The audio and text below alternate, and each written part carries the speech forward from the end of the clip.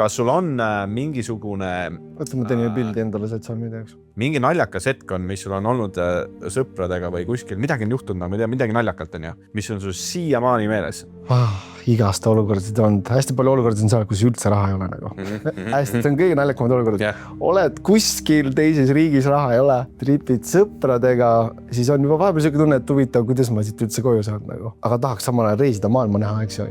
Ja siis mu sõbrad, ma teadsin, et kõigil on siuke olukord nagu oli, on ju. Siis mu sõbrad ütlevad, siis me lähme nendega õhtusöögile. Hästi ilus restoran, seal on mingid saksa sõbrad, kõik on siuke fashion, hästi lahe, kõik on ilusad. Ja siis mu sõbrad, ma seal laua taga istume sööme ja siis mu sõbrad ütlevad üle laua, et me sõidame homme Pariisi. Ja selle hetkel mõtled, et oh my God, miks nad valetavad inimestele, et me ei lähe kuskile Pariisi. Ma hakkas nii piinlik nende pärast, mõtlesin, et ma ei teadnud, et siuksed valetajad, et nad lambist ütlevad, siuksed, ootamata ütlevad sellist asju inimeste ees. Siis ma olin piinlik, söön oma seda, mis iganes seal oli, sõin ja siis lähme pärast välja. Siis mõtlen neile, et mis värk on, et me ei lähe ju Pariisi, et miks oli vaja nagu, miks me peame näitama, et me oleme kõvemad inimesed, kui me tegelikult on, et miks oli vaja seda teha.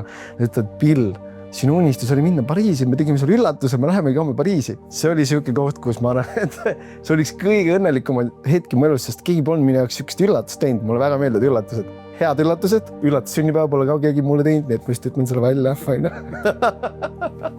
Igatahes, see oli see lugu.